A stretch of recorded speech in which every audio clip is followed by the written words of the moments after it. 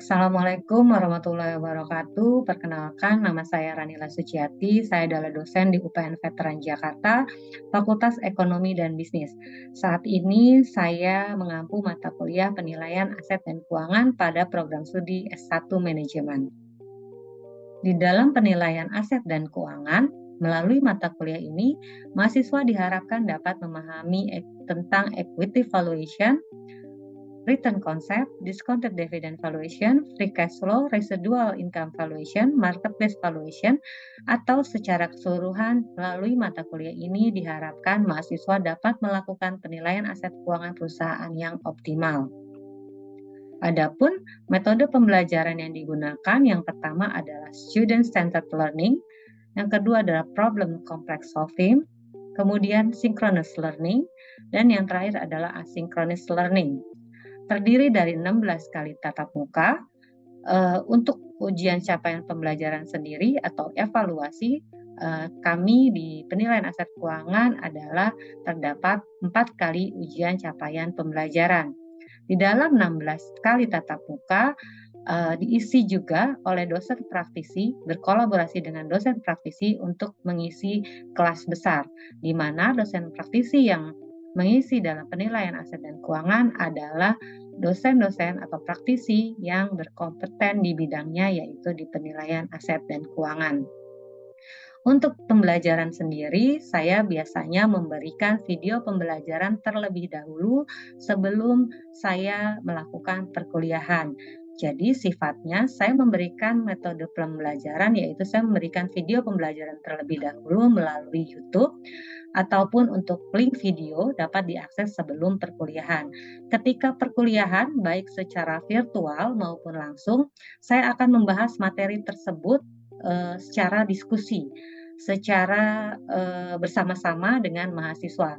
Jadi jika mahasiswa ada pertanyaan seputar materi yang disampaikan sebelumnya melalui video, ataupun ada yang ingin disampaikan atau ada yang ingin didiskusikan, itu kita dapat berdiskusi secara aktif, baik mahasiswa dengan dosen, dengan saya sebagai dosen. Untuk contoh video pembelajarannya sendiri, saya akan tampilkan setelah video ini. Berikut adalah video pembelajaran untuk tatap muka pertama, yaitu mengenai equity valuation application and processes. Terima kasih. Selamat sore Ibu. Saya mulai ya untuk perkuliahan hari ini. Assalamualaikum warahmatullahi wabarakatuh. Selamat sore semuanya. Samuel, Fania, Kanina, Budi Raffi, Dea, Aini, dan yang lainnya. Salam kenal ya. Ini nama saya tadi Ranila Suciati. Ini nomor WA saya. Kemudian ini juga email saya. Jadi kalau ada apa-apa tapi yang seputar tidak bisa diselesaikan oleh perwakilan kelas, boleh japri saya, seperti kalian ada izin terlambat atau tidak berhalangan hadir karena sakit atau urusan pribadi lainnya, boleh WA kepada saya. Tetapi kalau misalnya urusan perkuliahan, semua insya Allah dari mulai RPS, tugas, kemudian ujian, kemudian video pembelajaran, itu semua informasinya ada dalam Leads. Jadi saya memang mengkomunikasikannya lewat situ.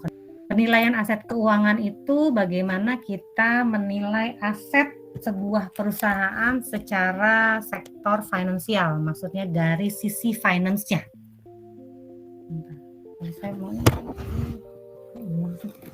Dari sisi finance-nya, dari sisi keuangannya.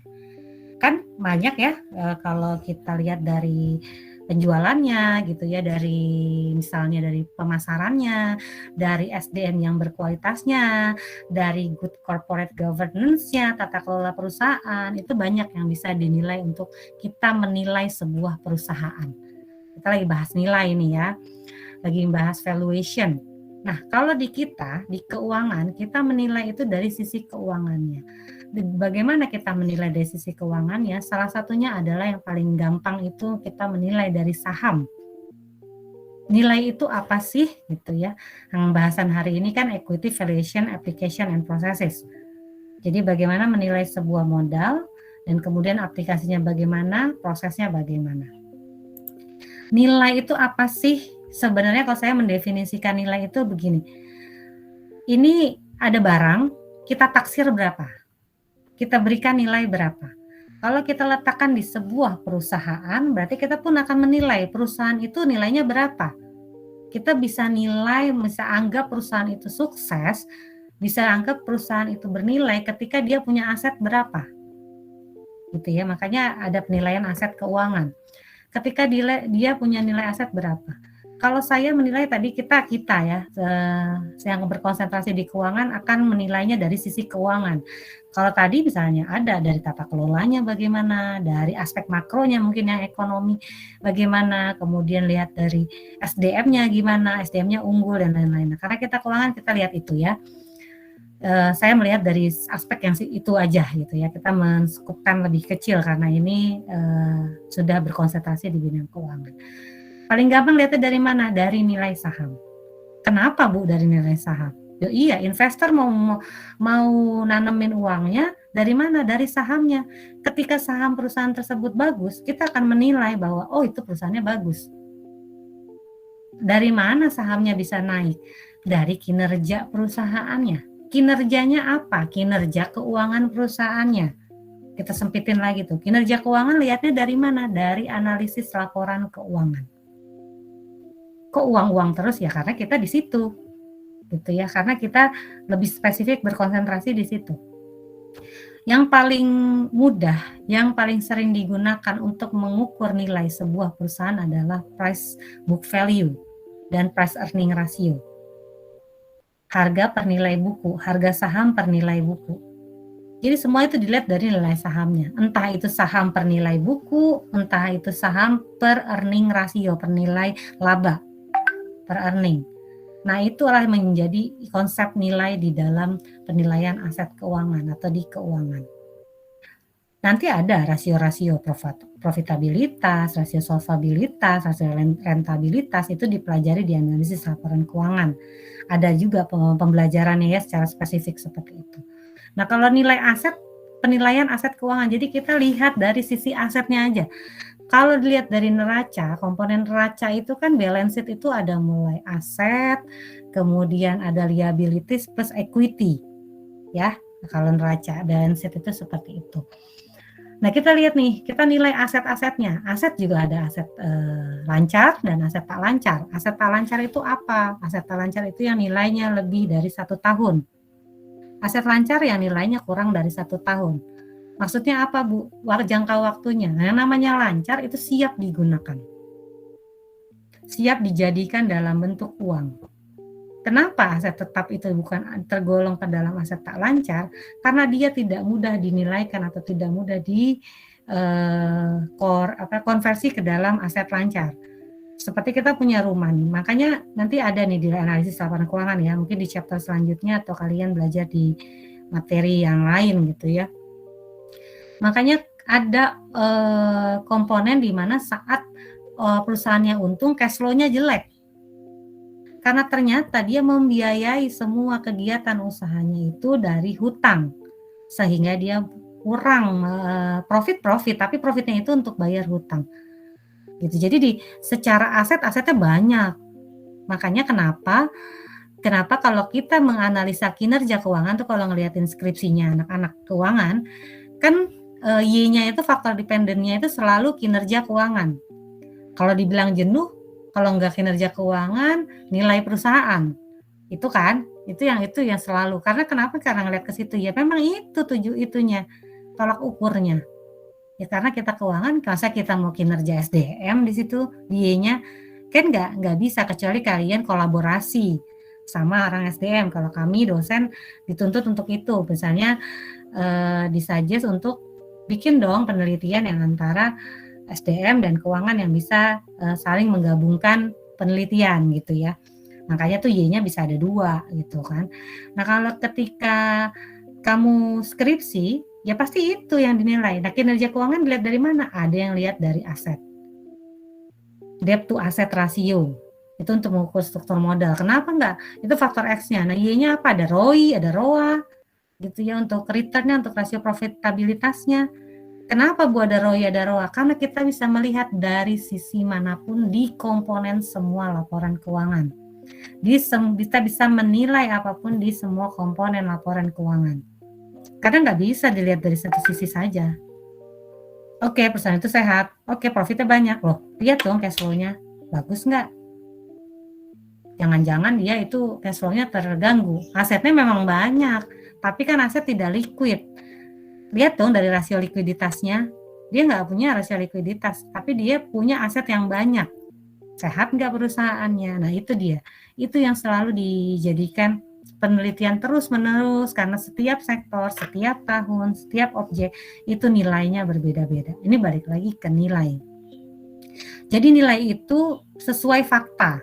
Nilai itu sesuai apa yang dinilai. Jadi bukan antara, kalau di sini bahasanya gimana ya? Kalau tadi nilai perusahaan, saat nilai perusahaan tersebut dinilai dari price book value, kemudian ada yang menilai dari price earning ratio, itu hasilnya bisa berbeda. Bukan berarti selalu berbeda ya. Karena yang satu dilihat dari harga saham per earning, ya, saham per earning, yang satu saham per book value. Book value apa sih? Nilai aset. Sudah beda itu. Yang satu dari P&L, profit and loss, laba rugi, laporan laba rugi. Yang satu dari neraca.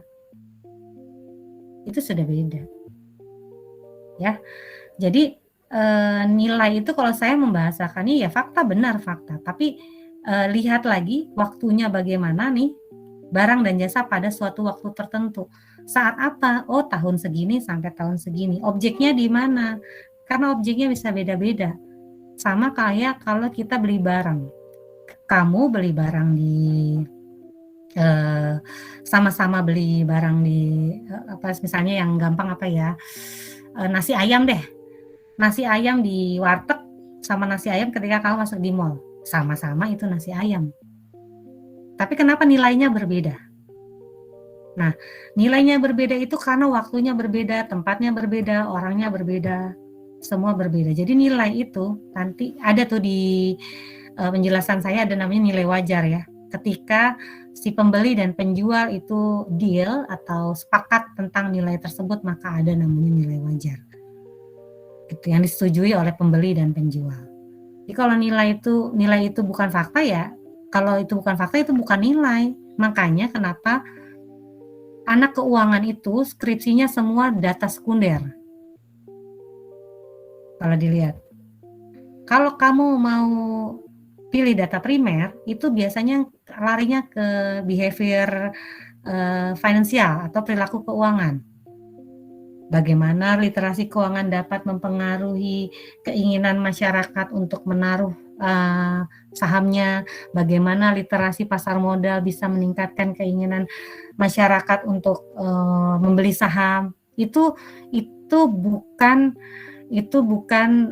menggunakan data sekunder atau nilai yang merupakan fakta. Itu adalah persepsi, makanya disebutnya perilaku keuangan. Itu persepsional.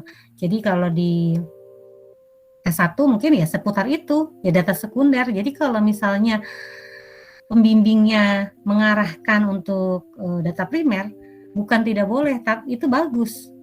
Tapi kembali lagi, apakah topiknya itu akan sanggup diemban mahasiswa dan menjadi penelitian yang lebih baik, atau justru malah jadi biasa-biasa aja. Nah, itu harus dilihat. Karena ketika ini kan kalau kalian ada sekolah ya, sarjana, S2, magister, kemudian doktor. Nah, ketika ini sudah, misalnya ambil contoh saya deh. Saya dulu nih orang akuntansi nih sebenarnya, bukan orang manajemen nih. Jadi kalau ilmu manajemennya mungkin, makanya saya bilang sharing aja, mungkin lebih banyak kalian karena 4 tahun gitu ya berada di prodi manajemen gitu. Nah, saya dari akuntansi kemudian saya di manajemen. Tadi siapa tuh yang agak labil ya? Kalau saya bukan labil karena dulu saya merasa saya lebih condong ke sana ketika sudah duduk di perusahaan, ketika megang suatu jabatan yang manajerial, saya butuh sekolah itu, butuh sekolah manajemen gitu ya. Jadi saya sekolah manajemen. Nah, kebetulan kemudian saya lanjutkan S3 nih. Nah, ini memang lebih apa ya? Lebih bercampur lagi nanti penelitiannya. Ini saya ngomongin skripsi karena kalian udah semester 5 ya, udah harusnya sudah mulai skripsi itu apa sih, ngapain sih gitu kan, biar cepat selesainya. Kalau kelas lain ada yang pengen 3,5 tahun kan ya, nggak pengen 4 tahun, jadi tinggal 2 semester lagi itu kalau yang mau 3,5 tahun. Nah, itu memang lebih complicated, ya itu bedanya. Makanya saya bilang kalau saat S1 rata-rata teman-teman kalian itu mengambil data sekunder karena nilai merupakan fakta tadi. Ya faktanya begitu, di laporan keuangan bursa efek seperti itu, di laporan keuangan terbuka seperti itu. Jadi ya data sekunder karena fakta. Sekarang kalau persepsi itu tidak bisa dijadikan sebuah fakta karena persepsi saya, persepsinya Salsa, persepsinya Samuel, persepsinya Iqbal itu lain-lain terhadap sebuah nilai. Jadi nggak bisa dibilang itu nilai, itu hanya persepsi. Gitu, beda sama nilai yang sudah merupakan fakta, sudah di state harga sahamnya segitu, ya berarti itu adalah nilai saham gitu ya. Kemudian ini definisi nilai menurut para ahli ya sudah dijelaskan ya. Nih definisi nilai secara singkatnya adalah konsep ekonomi yang merujuk pada hubungan finansial antara barang dan jasa yang tersedia untuk dibeli dan mereka membeli dan menjualnya. Kesepakatan ya, nilai. Ini dijual segini sama yang jual dijual 200, dibeli 200. Kemudian ada nilai intrinsik, ini nilai dari aset apapun, ada nilai yang diberikan pemahaman hipotesis lengkap tentang karakteristik investasi aset. Ini dia nih nilai wajar dan nilai investasi. Ini wajar nih, harga di mana satu aset akan berpindah tangan antara pembeli yang bersedia dengan penjual yang bersedia. Jadi kalau nggak bersedia di bawah tekanan itu nilainya nggak wajar. Ya, nilainya hanya ada satu kesepakatan. Misalnya nilai nggak wajar itu apa? Kalau saya jual handphone saya sebenarnya nilai wajarnya ya 5 juta misalnya. Samsung Note 10 misalnya gitu. Ada yang jual 100 juta, itu nggak wajar. Ya kan? Karena nggak berpindah tangan tuh. Tapi ketika itu berpindah tangan, pembelinya mau ya wajar-wajar aja. Karena nggak ada paksaan. Kecuali dia dipaksa, pokoknya kamu harus beli nih handphone saya 100 juta. Nah itu udah jadi nggak wajar. Wajar nggak wajar itu tergantung kesepakatan, bukan kita yang gini. Kamu bisa bilang, harga handphonenya nggak wajar. Tapi ketika sudah saya membeli, ada yang saya jual 100 juta dan ada yang membeli dan tidak di bawah tekanan, itu menjadi nilai wajar. Nilai wajar aset. Bisa seperti itu. Karena sudah ada yang beli, kenapa nggak wajar? Ini nilai wajarnya kemana nih? Wajarnya di antara saya dan penjual dan pembeli handphone tersebut. Bukan nilai wajar secara keseluruhan. Tapi kalau kita bicara nilai saham, yang sudah ada di situ ketika ada yang beli, itu nilai wajar sahamnya, gitu. Ya. Kemudian itu nilai wajar, ini konsep nilai wajar nih. Pembeli dan penjual diberi informasi tentang semua aspek material. Oh, jangan-jangan dari investasi yang mendasarinya ini handphone ini kenapa 100 juta? Saya masukin berlian di dalamnya. Atau saya misalnya yang jual misalnya, atau bukan saya deh, yang jual artis internasional. Dan saya ngefans banget sama dia, handphone yang Blackpink lah, misalnya Lisa Blackpink. Pernah dipakai Lisa, saya kenapa investasinya? Ya karena itu pernah dipakai Lisa. Gitu. Atau ada unsur berliannya di dalamnya atau entahlah gitu kan. Nah itu nilai pasar wajar seperti itu yang gampangnya ya. Tapi kalau kita lihat balik lagi ke konsepnya, ya harus ada informasi tentang investasi yang mendasarinya. Investasi yang mendasari itu apa sih dasar pemberian nilai tersebut, karena ada apanya gitu. Oh speknya ini. Oh sahamnya karena perusahaan ini memberikan laba tiap bulan atau membagikan dividen setiap tahunnya itu besar sekali, misalnya di atas 1 miliar gitu, sehingga nilai sahamnya naik. Atau diminati sahamnya karena perusahaannya lagi berkembang. Nah itu adalah nilai pasar. Kemudian nilai investasi atau investment value, ini adalah nilai dari satu perusahaan atau saham ya, atau kepentingan dalam perusahaan yang bersifat spesifik. Nah, ini investasi, nilai investasi sahamnya berapa, nilai investasi obligasinya berapa. Jadi lebih spesifik investasi kita, nilai investasi kita sebagai investor. Misalnya kalau tadi wajar kan saya bilang handphone lah, saya bilang itu wajar. Jadi lebih bersifat global. Ketika itu adalah merupakan nilai investasi, itu ada dibukukan di laporan keuangan. Ya, investasi saham senilai 20 miliar, investasi obligasi senilai berapa misalnya 10 miliar. Nah, itu adalah investment value, nilai investasi. Lebih spesifik. Ya, lebih spesifik, lebih tahu itu investasi apa. Nilai investasi deposito. Nah, itu masuk ke aset juga, deposito. Nilai depositonya berapa? Itu ya lebih spesifik.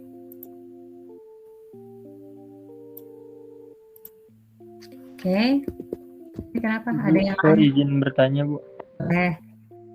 Bu, kalau nilai investasi itu dananya itu masuk kemana ya, Bu? Masuk ke aset mana ya? Soalnya kan nanti kan bisa aja investor itu kan langsung menarik dananya dan harus ada.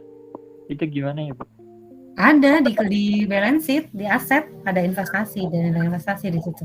Oh, berarti Masuk dana terpisah, Bu? ada di aset. Aset kan ada yang aset dibaginya, ada aset lancar, ada aset tak lancar. Sudah masuk ke pengantar akuntansi kan ya? Di laporan keuangan ya. Nah, salah satunya adalah investasi. Investasi ketika dia digolongkan dalam investasi yang lebih dari 1 tahun, berarti dia masuk ke aset tak lancar, aset tetap. Itu ada komponen investasi di dalam neracanya. Terima kasih, Bu. Kamu coba lihat di laporan keuangan itu di balance sheet ya, di balance sheet di neraca itu ada komponen investasi. Masuknya pokoknya kita belajar aset ini adanya di neraca ya. Jadi bukan ke profit and loss, bukan ke laba rugi. Ya, kalau laba rugi itu kita lihat earningnya saja saat kita mau menghitung nanti price earning ratio. Nah, kita butuh laba di situ. Tapi kalau komponen aset semua ada di neraca, termasuk investasi. Ya, nanti ada kok itu di situ. Lihat di laporan keuangan di neraca ya, kata Mia. Kalau di obligasi misalnya dia lebih dari 1 tahun, berarti dia masuk ke komponen aset tetap, aset tak lancar. Ya, oke, kata Mi. Iya, Ibu, terima kasih, Ibu. Ya, oke, saya lanjut ya. Oke, seneng nih saya nih. Oke, kemudian ini aplikasi penilaian ekuitas. Ini menilai bisnis swasta, kemudian pembayaran berbasis saham atau kompensasi. Ini tahapan-tahapannya dari mulai memilih saham, terus inferring, ekspektasi pasar, mengevaluasi kegiatan perusahaan, memberikan pendapat kewajaran, mengevaluasi strategi dan model bisnis, berkomunikasi dengan analis dan pemegang saham. Ini untuk menentukan nilai saham yang wajar tuh berapa. Ini tahapan-tahapannya. Ya, jadi kita pilih saham dulu nih kalau kita mau investasi. Kemudian juga sebenarnya penilaian ekuitas itu bukan hanya kita sebagai investor yang menilai saat kita menentukan harga saham sebagai penjual, juga ini kita adakan analisa dulu. Jangan bikin nilai yang nggak wajar gitu. Tiba-tiba kita perusahaan baru, tiba-tiba kita jual harga saham kita di atas pasar, dan itu nggak ada yang beli gitu, kecuali kita tahu pasarnya siapa gitu ya, kecuali kita tahu kita akan dapat investor mungkin kayak Gojek misalnya. Nah, dia tahu walaupun dia perusahaan baru, dia tahu dia sudah cukup portofolionya itu udah cukup bagus sehingga bisa menarik para investor dan bisa menaruh harga sahamnya tinggi gitu ya. Jadi si penjual juga sama, dia melakukan analisis, terus kemudian ada namanya kalau certified-nya itu ya, certified financial analyst. Kebetulan analisis laporan keuangan ini memang merujuknya bukunya itu ke CFA itu. Dan dosennya di manajemen dan akuntan di FEB belum ada yang tersertified itu ya, tapi mungkin akan ada gitu ya. Semoga bisa lulus sertifikasi karena memang itu sertifikasinya internasional. Jadi kalau kalian nanti misalnya sudah lulus dari UPN, pengen lebih expert lagi di bidang keuangan gitu, bisa ambil sertifikasi itu dan itu nilainya luar biasa tinggi. Daya jual kalian sebagai pribadi ya, employee gitu, itu tinggi sekali karena memang agak susah. Kemudian ini tadi aplikasi penilaian ekuitas. Sebentar ya Andini ya. Oke, saya terusin ini dulu sebentar ya.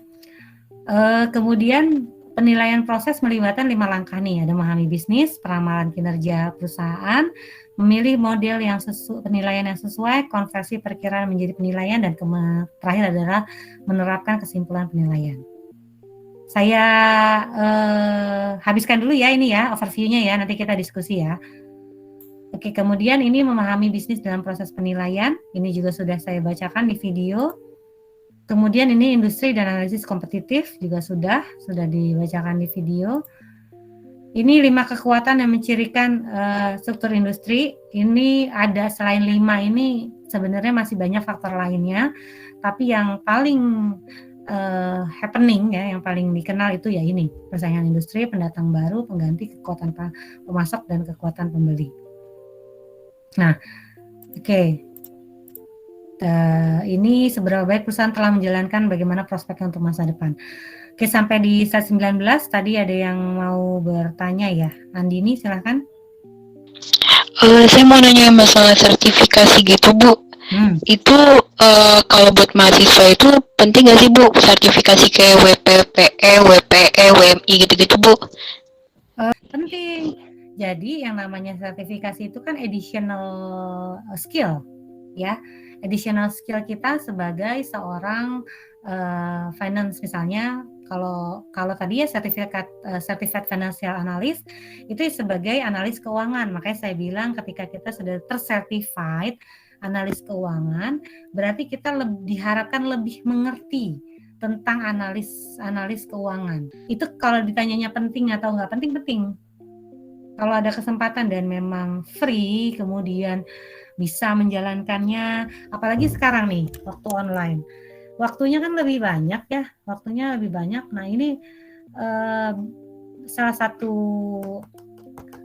sisi positif. Tadi itu kalau masalahnya penting dengan penting, kamu jadi punya added value di diri kamu. Tapi kalau mau upgrading skill sertifikasi itu berguna sekali. Jadi cukup untuk penjelasan yang hari ini tentang overview ya, saya bilangnya overview karena nanti setiap chapternya akan membahas lebih lanjut lagi per detailnya ya tentang penilaian aset keuangan.